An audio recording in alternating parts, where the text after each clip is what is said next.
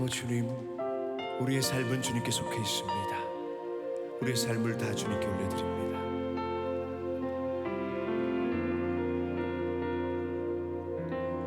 나의 모습, 나의 소유, 주님 앞에 모두 드립니다. 모든 아픔, 모든 기쁨, 내 모든 눈물 받아주소서. 다시 한번 고백합니다. 나의 모습, 나의 소유, 주님 앞에 모두 드립니다. 모든 아픔, 모든 기쁨, 내 모든 눈물 받아주소서.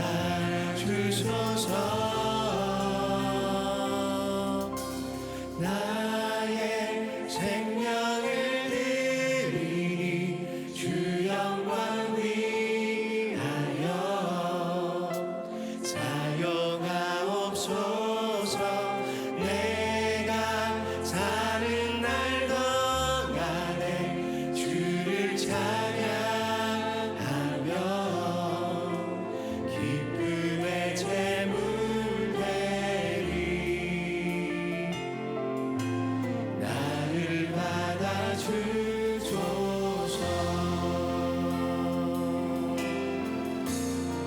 이 절로 고백하며 나갑니다. 어제 일과 내일도 꿈과 희망 모두 드립니다. 모든 소망, 모든 계획, 내 손과 마음 받아주소서.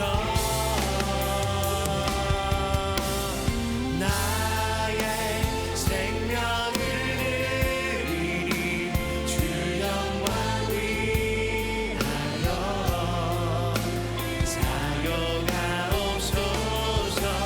내가 사는 날 동안에 주를 찬양하며 기쁨의 제물 되리. 나를 받아주소서. 나의 생명을 드리니 주 영광 위하여 사용하옵소서. 내가 사는 날 동안에 주를 찬양하며 기쁨의 제물에 나를 받아주소서. 나를 받아주소서. 전심으로 주님께 고백합니다. 나의 생명을 드리니 주 영광 위하여 사용하옵소서. 내가 사는 날 동안에 주를 찬양하며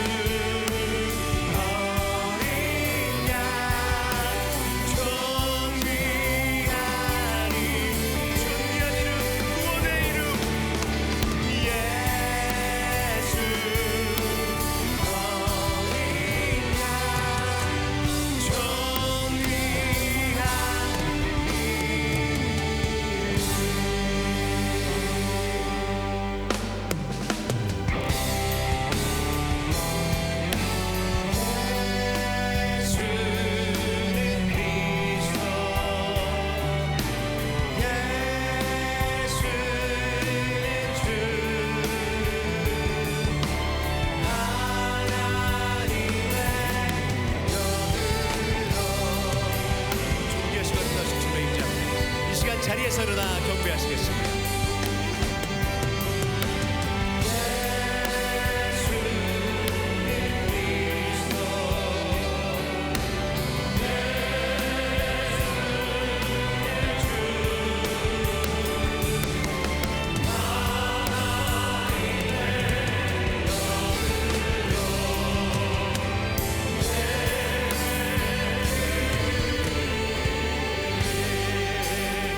함께 창조의 아버지를 부르시면서 영광스러운 하나님 보좌 앞으로 나아가겠습니다. 창조의 아버지 그 섭리 보리사 때까지 세대 일으키리라 이 땅을 고치소서 주의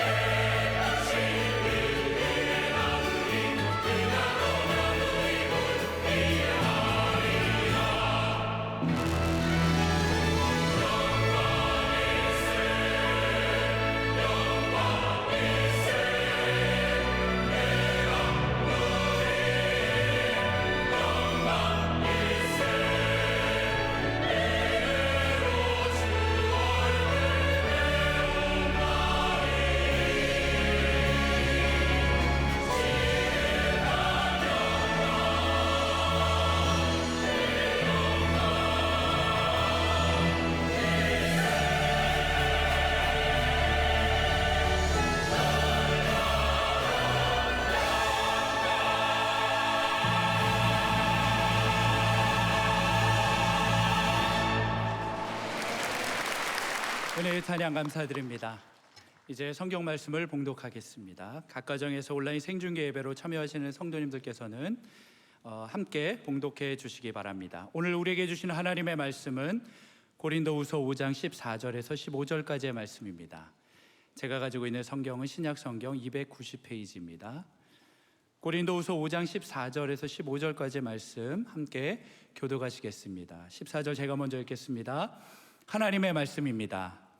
그리스도의 사랑이 우리를 강권하시는도다. 우리가 생각하건대 한 사람이 모든 사람을 대신하여 죽었은즉 모든 사람이 죽은 것이라. 그가 모든 사람을 대신하여 죽으심은 살아있는 자들로 하여금 다시는 그들 자신을 위하여 살지 않고 오직 그들을 위하여 대신 죽었다가 다시 살아나신 이를 위하여 살게 하려 함이라. 아멘. 저희 교회가 지금 한 10월 23일 날 5천여 교회 7천여 명의 목사님들과 함께한 한국교회 섬김의 날, 지금 그 은혜의 여진이랄까, 은혜의 그 낙수랄까 계속 이어지고 있습니다. 하나님께 모든 영광을 올려드립니다. 오늘은 366명의 우리 성도들이 학습과 세례를 받습니다. 사랑의 교회가 지난 45년간 계속해서 이런 복음의 사역, 그리고 이 복음의 능력이 맹맥히 흘러가는 것이 얼마나 감사한지. 제가 21년째 목회를 하고 있는데 제가 세례, 유아 세례를 준 분이 지난 20여 년간 한 2만 명이 되는 것 같아요. 우리 교회 별로 반응도 안 하시고, 여러분 어마어마한 거예요 사실. 그러니까 하나님께 영광 돌리고 한국교회 계속해서 복음의 능력이 살아있는 교회가 되기를 간절히 바랍니다. 그리고 오늘 이 세례식을 여러분들이 이제 참여하게 되는데, 이 세례받는 과정들이 정말 우여곡절이 굉장히 많지 않습니까? 그냥 바로 받는 분이 어디 있겠어요. 많은 과정들을 거쳐서 세례받게 되기 때문에 오늘 학습 세례받는 분들은 나름 의미가 있게 하시고, 그 다음 우리 1, 2, 3, 4부 다 이렇게 진행하는 동안에 또 우리 모든 성도들은 내가 예수 믿고 구원받고 세례받고 하나님의 자녀가 되었다는 것이 과연 어떤 뜻이 있는지 자신을 깊이 성찰하는 그런 특별한 시간이 되기를 바랍니다. 오늘 말씀의 제목은 은혜의 대관식입니다. 대관식. 왜 이렇게 제가 말씀의 제목을 붙였냐면, 예수님께서 세례를 받으실 때에 어떤 현상이 일어났는가. 예수님이 세례 받으시는 그 모든 광경은 삼위일체 하나님이 총동원 되셔가지고 예수님은 세례 받으시고 성령은 비둘기같이 임하시고 우리 성부 하나님은 하늘에서 이는 내 사랑하는 아들이요 내 기뻐하는 자라. 그래서 마태복음 3장 16절 17절에 보니까 예수님이 세례 받는 과정들이 나와 있는데, 쭉 보니까 그렇죠? 예수께서 세례를 받으시고 물에서 올라오실 새 하늘이 열리고 하나님의 성령이 비둘기같이 예수님 위에 임하심을 보고 성부 하나님께 17절에 이는 내 뭐예요? 사랑하는 아들이요 뭐예요? 내 기뻐하는 자다. 성삼위 하나님의 이 그 완벽한 그 그림이 다 이렇게 그 현상이 나오는 거예요. 그리고 이 내용이 너무 중요하기 때문에 공관복음에 마태복음뿐만 아니라 마가복음 1장, 누가복음 3장에도 동일하게 예수님의 이 세례받는 사건이 나오고 있습니다. 이걸 왜 이렇게 설명하고 있냐면, 이는 내 사랑하는 아들이요 내 기뻐하는 자라. 예수님께서, 성부 하나님께서 대관식을 하시는 것이에요. 그러니까 확실한 정체성을 보여주시는 것이에요. 확실한 뭘 보여주신다고요? 정체성. 내가 누구냐. 오늘 학습과 세례를 받는 여러분들이 내가 누구냐는 확실한 정체성. 오늘 이 예배를 드리는 거, 방송으로 들어오는 모든 분들, 내가 예수 믿는 사람인데 나는 누구냐? 확실한 정체성. 그래서 주님께서는 이 확실한 정체성이 확인되고, 정체성이 어떻게 보면 이렇게 대관식이 되고, 정체성을 이렇게 하나님께서 공포하시고, 이것 되고 난 다음에 마태복음 3장 17절의 마지막 절인데, 바로 4장에 이어서 예수님께 세례를 받으시고 성령에게 이끌려 가지고 마귀에게 시험을 받으신 거예요. 마귀와의 영적 전투에 승리하게 되시는 거예요. 그러니까 오늘 이런 은혜가 우리 성도들의, 우리가 세례 받는다는 건 무엇인지 이걸 확 확고하게 내 마음에 확인함으로 말미암아 우리의 삶의 현장에서 일어나는 수많은 유혹과 시험과 영적 전투에서 승리하기를 소망합니다. 자, 보십시오. 세례를 받는다 하는 것이 무언가? 은혜의 대관식이 있다는 것이 무엇인가? 그것은 오늘 본문에 보니까 이제 이번 주 다음 주를 걸쳐서 말씀을 할 텐데, 특별히 17절에 보라 새로운 뭐가 되었도다? 피조물이 되었다. 전에 계획판에 새로운 피조, 새 것이 되었도다. 너무 잘하는 말씀이에요. 새로운 것이 되었도다. 새 것이 되었도다. 이 새 한글 성경에는 뭐냐면 새로운 창조물이 되었도다. 그러니까 여러분과 제가 새로운 뭐가 되었다고요? 창조물이 되었다. 세례받고 난 다음에 새롭게 되고 새로운 창조물이 되었다는 것이에요. 무슨 뜻인가 하면 사도행전에 보니까 세례를 받는 큰, 우리가 대표적으로 사도행 10장에 백부장 고넬료가 세례를 받습니다. 이방인이었습니다. 16장에 그 바울과 시라를 괴롭혔던 간수가, 감옥의 간수가 세례를 받습니다. 다 이방인들입니다. 고넬료에게는 성령이 충만하게 되는 거예요. 성령의 능력과 성령의 기름 부음까지 같이 받는 것이에요. 그러니까 세례 받을 때 성령 세례까지 같이 받는 거예요. 성령 능력도 같이 받는 거예요. 그리고 간수들이 내가 어찌할꼬 그러면서 할 때 바울과 실라가 세례를 주잖아요. 세례 받고 난 다음에 온 가정이 구원받은 줄로 믿습니다. 이거는 신약의 세례의 역사이고 새로운 정체성이고, 구약에서는 우리가 구약의 할례를 신약의 세례로 해석하는 것입니다. 무리한 것이 아닙니다. 창세기 17장에 보니까 우리 믿음의 조상 아브라함이 17장에서는 할례 받기 전까지는 아브라함이었어요. 자기 가족, 자기 것만 생각하고 자기만 고민하고 뭐 자기 머리만 아프고 이런 사람이었는데, 새 할례를 받고 난 다음에 이름을 아브라함에서 아브라함으로 바꿨어요. 그러니까 조그마한 집안의 아비가 열국의 아비가 된 거예요. 그리고 축복의 근원이 되고 제사장 나라가 된 것이에요. 그러니까 오늘 이 세례를 받고 난 다음에 여러분들의 인생관과 인생의 어떤 스탠다드가 완전히 새로운 차원으로 올라가는 것이에요. 그리고 오늘 이 예배에 참석하셔서 세례받은 모든 분들도 동일한 차원, 다시 한번 내 가정만 쫄쫄쫄 이렇게 하다가 하나님 나라 전체를 바라보는 새로운 눈을 들게 하신 주님을 찬양하는 것이에요. 동시에 이스라엘 백성들이 홍해를 건너는 사건이 나와요. 애굽의 노예살이하다가 홍해를 건너는데 바울이 고린도전서에서 고백하기를 홍해를 걷는 것이 마치 세례를 받은 것 같다 그랬어요. 그러니까 홍해를 건너고 난 다음에 무슨 일이 벌어졌는가? 노예살이하던, 노예 근성 갖고 노예살이하던 그런 사람이 하나님 나라의 새로운 언약의 백성이 된 것이에요. 어마어마한 새로운 변화가 되는 것이에요. 오늘 이 은혜가 우리 온 성도들에게 넘치기를 바라는 것입니다. 특별히 오늘 이 말씀을 기록한 바울 사도는 살인 주동자였잖아요. 살인 주동자였던 바울 사도가 오늘 이제 마상에서 거꾸로져 가지고 예수님 만나고 난 다음에 그가 세례를 받고 무슨 일이 벌어졌냐? 눈에서 비늘이 떨어져 나가고, 그리고 복음의 역사에 놀랍게 쓰임한 사도와 복음 선포자가 된 줄로 믿습니다. 그러니까 세례를 받기 전에는 그 눈에 비늘이 떨어지지 않는 거예요. 가치관이 바뀌지 않는 거예요. 세례 받고 난 다음에 완전하게 가치관이 바뀌게 된 것이에요. 오늘 우리 온 예배를 드리는 여러분과 제 눈에서 이 엉터리 비늘들이 다 떨어져 나가기를 바라는 것이에요. 그리고 난 다음에 이 세례에 대해서 갈라디아서 3장 27절에 놀라운 말씀을 하고 있는데 뭐라고 설명하느냐? 다 같이요. 누구든지 그리스도와 합하기 위하여 세례를 받은 자는 뭡니까? 할렐루야. 세례를 받고 난 다음에 뭘 입었다고요? 그리스도로 옷 입었다. 그리스도로 옷 입었다는 것은 새로운 옷을 입었다는, 새로운 신분이 되었다, 그런 뜻이에요. 죄의 더러운 옷을 벗고 새로운 신분이 되었다. 마치 죄의 더러운 옷을 입고 떠돌던 영적 거지가 하루아침에 그리스도의 예복을 입음으로 말미암아 하나님 나라 왕자의 정체성을 갖게 된 것이다, 이 말이에요. 예를 들어서 여러분들 역사적으로 황제나 왕이 즉위식을 할 때 황제의 대례복, 황제의 옷을 입습니다.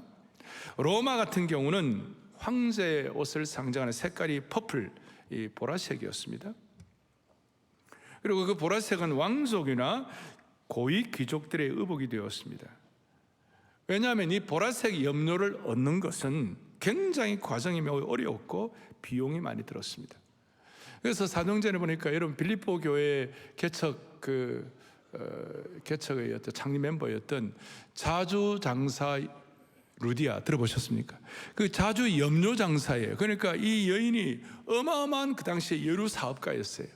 그리고 그런 여인이 세례받고 와장창 깨지고 변화가 되어가지고 유럽 교회의 문을 열고 유럽 교회의 강력한 초대교회에 뒷받침을 할 수 있는 하나님의 사람이 된 줄로 믿으시기 바라는 것이에요. 자주장사 그만큼 그 염료값이 비싼 것처럼 우리가 예수 그리스도로 옷을 입으려면 예수님께서 십자가에 죽으시는 엄청난 희생이 따랐다 이 말이에요. 하늘의 황태자께서 십자가의 자기 희생을 통하여 자주 옷 정도의 비용이 정도가 아니라 어마어마한 값을 치루었다 이 말이에요. 스가랴 우리가 3장에 우리가 읽으면서 그런 거 있었잖아요.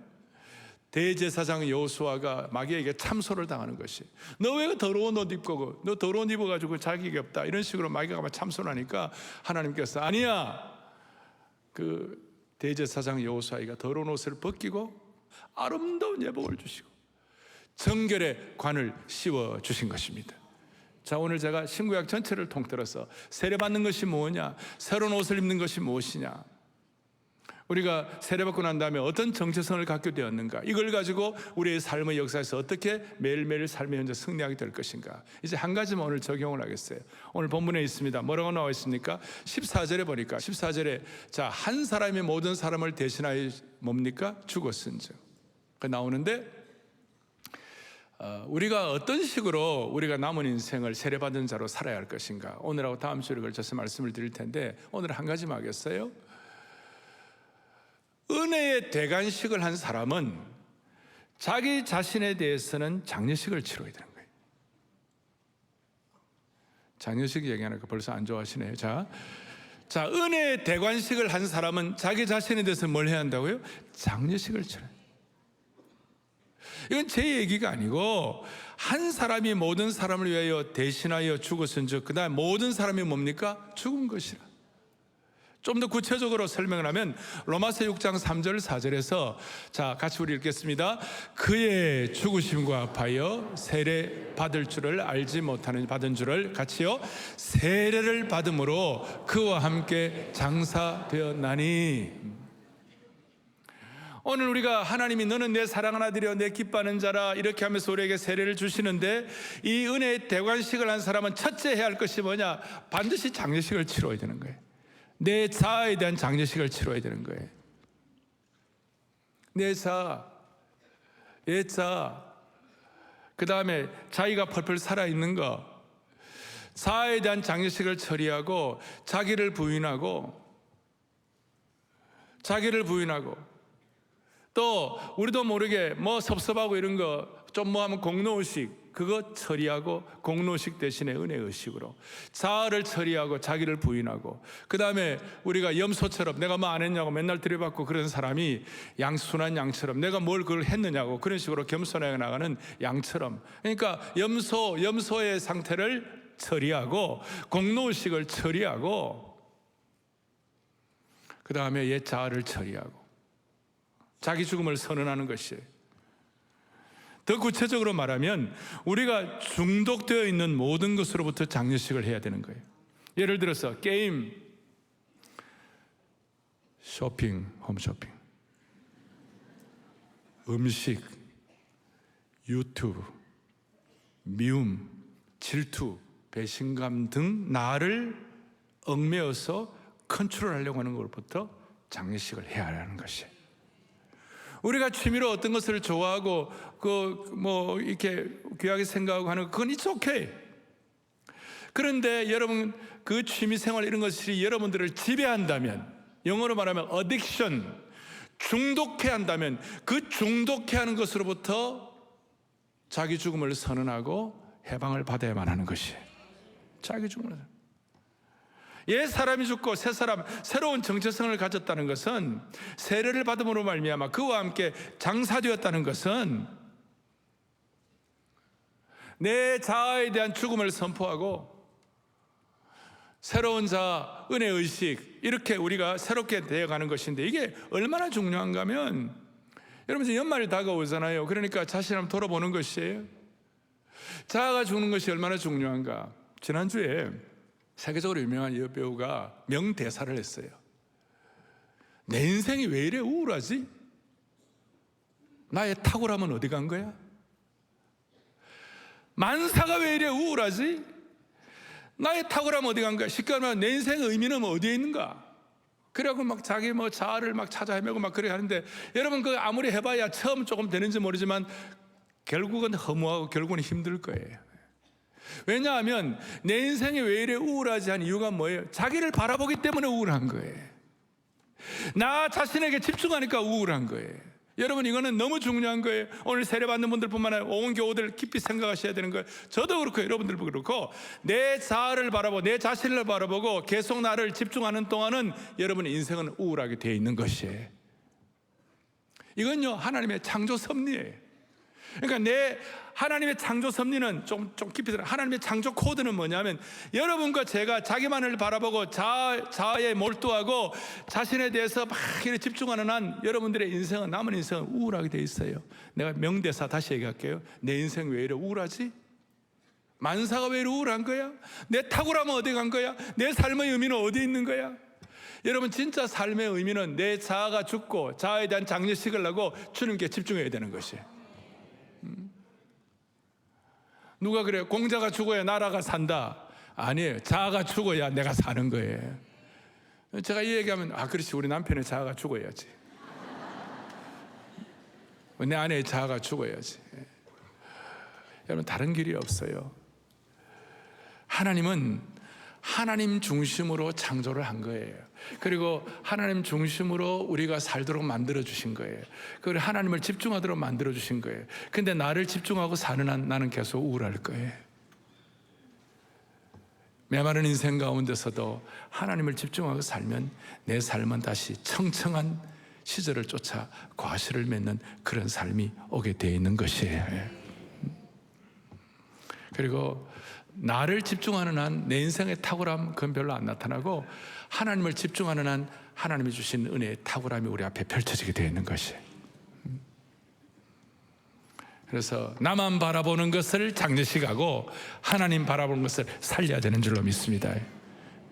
그리고 죽을 때 적당히 죽으면 안 되고, 또 관에 넣었다가 다시 빼내도 안 되고, 옛 자아를 관에 넣어버렸으면 그냥 그대로 가야 되는데 관에 넣었다가 뺐다가 그러면 안 되고, 여러분 죽을 때 이렇게 완전히 죽어야 되는데 참 쉬운 건 아니에요. 하나님께서 우리에게 은혜를 주셔가지고 우리 모두의 자아가 죽는 그런 축복이 있기를 바라는 것이에요. 우리가 한 해가 이제 마무리를 슬슬 해야 하는 이 시기에, 나는 나 때문에 다른 사람이 얼마나 주님의 사랑을 더 느끼고 얼마나 더 은혜를 받는가, 나 때문에 다른 사람이 교회를 더 얼마나 소중히 여기는가, 또 우리 자신은 하나님 내 인생을 통해 주님이 얼마나 더 영광 받으시고 더 나는 주님을 얼마나 더 기뻐하는가, 이런 걸 정리하면서 형제 자매 여러분, 우리 힘들어도 오늘 자아에 대한 장례식을 하고 매장하고, 그렇게 해서 여러분들의 삶이 진정한 보람을 갖도록 은혜 주시기를 바랍니다. 오늘은 한마디로 말하면 하나님 아버지, 우리의 자아가 주님 앞에 처리되게 하여 주시옵소서. 그럴 때 여러분의 인생의 추수밭은 황금 밀밭이 되도록 하나님이 은혜를 베풀어 주실 것입니다. 사랑의 교회는 이 세례식을 할 때마다 간증을 합니다. 간증을 하고, 오늘 두 분이 우리 이현우 36세 우리 이현우 형제님 교수신데 나와가지고 간증하고, 하영미 자매님 두 분이 나오셔가지고 오늘 간증을 하고, 우리 간증을 듣고, 간증을 듣는 가운데 하나님께서 우리의 생애도 완전히 새롭게 해주시도록, 한 분 한 분에게 은혜 주시도록, 그렇게 오늘 간증을 통해서도 하나님께서 하늘문을 열어주시기를 바랍니다. 우리 이현우 형제님 나올 때 박수로 환영하겠습니다.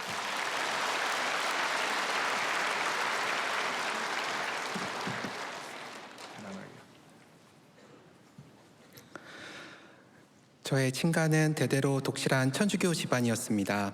그러나 시댁과의 갈등이 심하셨던 어머니는 실제 신앙과는 괴리된 시댁 식구들을 보시며 아들인 저는 말씀과 믿음에 부합한 삶을 살기를 원하셨습니다.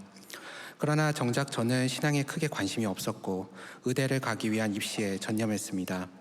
치열한 경쟁은 의대에 가서도 더 혹독하게 이어졌고 이후 수년간의 수련 과정과 군의관으로 판문점 JSA에서 복무한 3년의 시간마저도 대학에 남기 위한 쉼없는 노력으로 이어졌습니다. 지독한 노력과 열심을 다해 목표에 전념했고 의사로서의 인정과 학문적 성취라는 제1의 목적에 집중했습니다. 하지만 그렇게 바라던 의대 교수도 되었고 유력한 의학 학술지에 기고한 논문들도 늘어갔지만 제 삶에는 끊임없이 이어지는 진료와 연구 외에는 아무것도 없었습니다. 늘 마음 한켠 가득히 공허함과 불안이 자리 잡고 있었는데 문득 신앙이 있다는 건 어떤 의미인 걸까 궁금하기도 했습니다. 30대가 넘어서도 결혼 생각이 크게 있지는 않았지만 믿을 만한 지인으로부터 한 여성분을 소개받게 되었습니다. 대화를 통해 그 여성분은 순수한 생각과 정직한 가치관을 가지고 있는 좋은 사람이라는 인상을 받았습니다. 만날 때부터 호감이 생겼던 그 여성분은 다만 조금 많이 특이했습니다. 소개팅의 자리에서 남녀가 흔히 주고받는 질문을 하던 중 운전 얘기가 나왔습니다. 그녀는 자신의 승용차에 이름을 붙여줬는데 그 이름이 사명이라고 했습니다. 사명? 미션? 설마 내가 아는 그 의미인가? 했는데 정말 그 의미였습니다. 호감 가득했던 제 마음에 불안감이 살짝 일며 이분 뭐지? 머리가 복잡해졌습니다. 점심 메뉴로 냉면 얘기를 하던 중 그녀는 조부모님들의 고향이 북한이라는 이야기를 하며 뜬금없이 저도 언젠간 북한을 위해 일하고 북한의 교회를 세우는 데 보탬이 되고 싶어요 라고 말했습니다. 그녀는 본인 삶의 중심과 선택에는 십자가와 예수 그리스도께서 계시다는 얘기를 했습니다. 그런데 좀 전까지 이분 뭐지? 했던 제 생각은 어느새 그녀의 모습이 싫지 않고 조금 사랑스러워 보였습니다.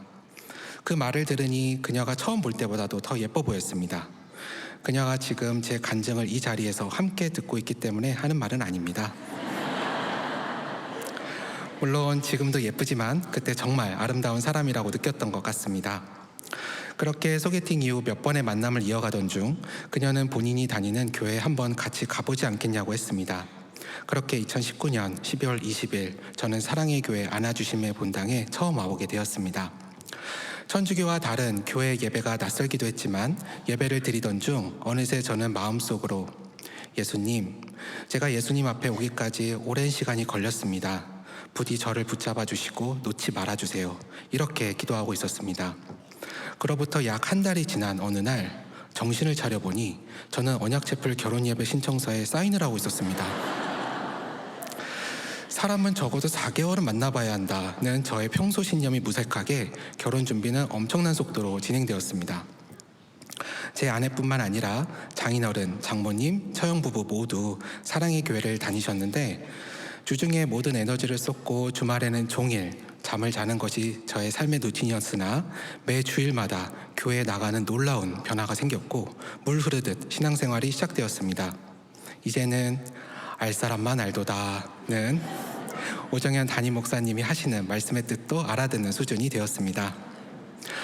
무엇보다 담임 목사님의 설교 말씀을 통해 그간 천주교에서 막연하게 생각했던 성경관과 죄와 마리아에 대한 숭배 문제, 구원과 성찬의 올바른 관점을 예수님의 복음을 통해 온전히 새롭게 이해하게 되었습니다.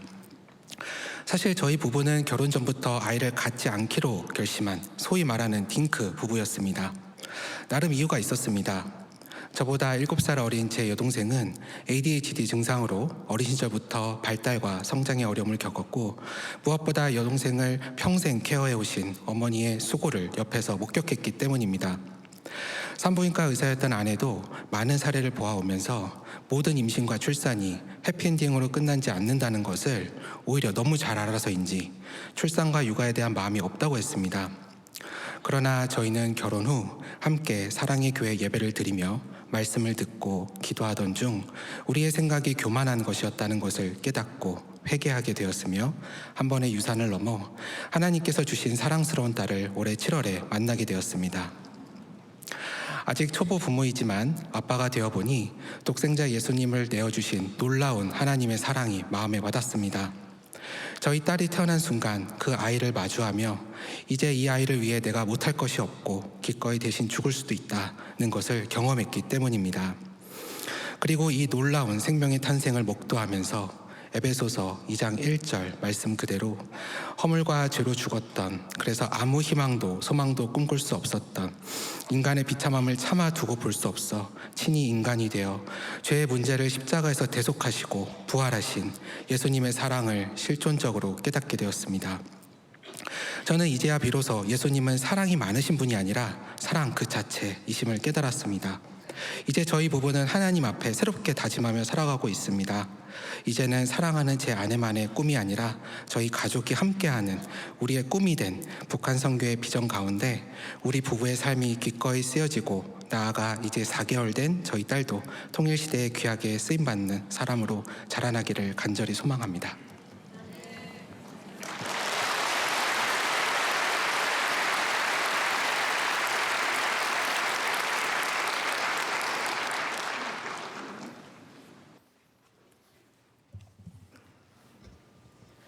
저는 42년간 교회를 다녀본 적이 없습니다. 그러던 중 저희 아이들과 같은 나이 아이들의 부모이기도 한 분과 교제를 하게 되었습니다. 그분을 보며 참 신기하다 감탄했습니다. 그분은 도덕적이고 가족을 위해 헌신하는 지고지순한 삶을 살고 있었습니다. 부부 사이 또한 더할 나위 없이 좋았습니다. 그 부부는 저를 위해서라면 기꺼이 시간을 냈습니다. 잔머리를 굴리며 적당히 대충 살고 있는 저와는 달랐습니다. 나이가 들어가면서 삶의 바른 방향을 정하고 인성이 멋진 사람, 세상을 의연하게 사는 사람이 되고 싶었는데 그 답이 성경에 있는 것 같았습니다. 성경에 대해 알고 싶어하는 저를 위해 그분은 다락방에 저를 연결해 주었습니다. 나중에 그분이 교회에서 순장이요, 그 남편도 순장으로 불린다는 사실을 알게 되었습니다. 그 무렵 제 아들은 큰 병원을 가야 했습니다. 중3 때 2차 병원에서 수술을 받았는데 수술 부위가 잘 아물지 않았습니다. 날마다 병변을 살피고 약을 발라주었지만 잘 낫지 않았습니다. 낫겠거니 하면서 다니던 병원을 계속 다녔지만 병보다는 아들의 학업에 더 집중했습니다. 그렇게 2년의 시간이 흘렀습니다. 큰 병원으로 옮기면서 엄마인 제 자신을 용서할 수 없었습니다. 그때 걸려온 순장님의 전화에 친정 엄마에게도 말하지 못한 속마음을 이야기하면서 펑펑 울었습니다. 그때만 해도 어색해서 다락방에선 말수가 적었는데 그 어려운 순간에 제 이야기를 들어주고 제 손을 잡아준 순장님이 그렇게 감사할 수 없었습니다. 다락방 식구들은 모일 때마다 제 아들을 위해서 기도해 주었습니다. 저는 빚을 진 마음이었습니다. 이 일을 계기로 다락방만 참석하던 저는 사랑의 교회에 등록을 했습니다. 다행히 아들은 병명을 찾았고 잘 치료되었습니다. 지금까지도 잘 관리하면서 살고 있습니다. 모두 다 하나님 은혜입니다. 저는 다시 태어난 것 같았습니다. 더 흥미를 갖고 다락방에서 참여했습니다. 세상을 처음 알아가는 호기심이 많은 아이처럼 계속 질문을 했고 성경에 대해 즐거운 대화를 나누었습니다. 남편은 다락방 참여하고 온 저에게 자주 오늘 뭐 배웠어? 묻곤 했습니다. 처음엔 제대로 설명을 할 수 없었습니다. 다락방을 계속하다 보니 감사, 순종, 헌신, 희생, 은혜란 단어가 제 삶에 침투되었습니다. 다락방 교제에서 담임 목사님의 말씀, 심지어 말투까지도 느껴지고 말씀이 생활화되고 있었습니다. 요즘은 남편에게 핵심 단어로 제법 설명을 합니다. 오늘의 핵심은 내가 은혜를 담아낼 충분한 그릇이 되어야 하고 그 은혜의 그릇에서 나온 나의 말과 행동이 오빠를 살린대. 같이 교회 가자 라고 말이죠. 다락방과 함께 특세는 저의 또 다른 신앙의 기둥이 되었습니다. 첫 특세는 만나 안 만나 보자 하는 마음으로 참석했고 두 번째는 이보다 나은 마음으로 2023년 세 번째 특세는 제 발로 벌떡 일어나 사모하고 기대하는 마음으로 참석했습니다. 말로만 듣던 특세의 은혜를 체험하는 아주 특별한 시간이었습니다. 주일에 나와 평일에 내가 분리되었었는데 점점 이 벽이 합쳐지고 있는 것 같습니다. 전에는 교회 다니는 것을 티도 안 냈지만 지금은 교회 다니니까 좋다 말합니다. 그러나 아직 저의 가족은 아무도 교회를 다니지 않습니다. 하지만 식구들에게도 예수님 사랑의 손길이 닿고 있음을 느낍니다. 지금 이 자리에서 저의 이 간증을 듣고 있을 남편, 두 아들들에게 예수님의 십자가 복음이 들려지길 간절히 소망합니다. 주님을 향해 자꾸 달려가는 저의 마음은 이젠 숨기기 어렵습니다. 계속 주님을 의지하고 주님과 함께 숨 쉬겠습니다. 매일매일 저에게 주신 소명대로 주님과 함께 열심히 살아낼 것입니다.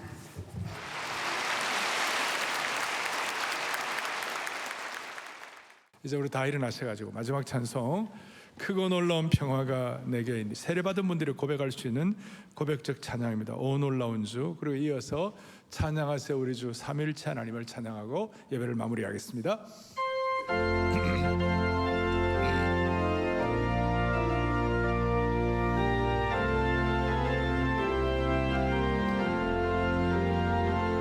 크고 놀라운 평화가 내게 이 세상에는 없는 평화 나의 영혼과 주께 드립니다 오 놀라운 나의 구주 오 놀라운 주 오 놀라운 저 천국과 천사들 경배하네 나 엎드려서 주 경배하네 오 놀라운 주 예수 나의 일생을 인도해 주옵소서 나의 생각도 수반하사 주의 뜻대로 나